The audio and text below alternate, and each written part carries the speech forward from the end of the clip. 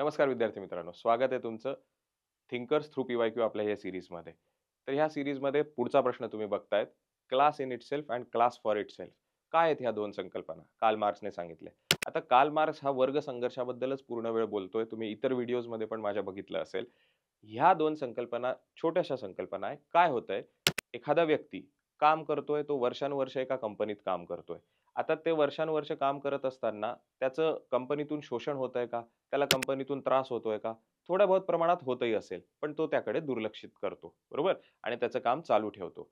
पण नंतर असेच त्याच्यासारखे बरेच लोकं तयार होतात, की ज्यांना थोड्याफार प्रमाणात त्रास होतोय, पण ते सुद्धा काम करत राहतायत. मग त्यांच्यातला कोणीतरी एक नेता तयार होतो. ओके.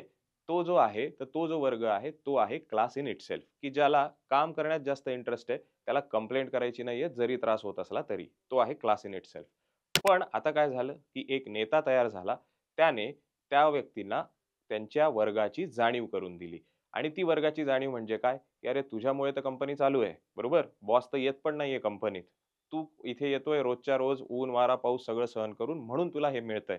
म्हणून या कंपनीला नफा सुद्धा होतोय आणि तुलाच या कंपनीतून फायदा मिळत नाहीये, तर मग हे चुकीचं आहे."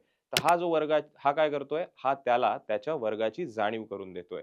मग हा जो ग्रुप आहे कामगारांचा, त्यांना जेव्हा वर्गाची जाणीव होते, तर ती वर्गाची जाणीव त्यांना क्लास इन इटसेल्फ कडून क्लास फॉर इटसेल्फ पर्यंत नेत असते.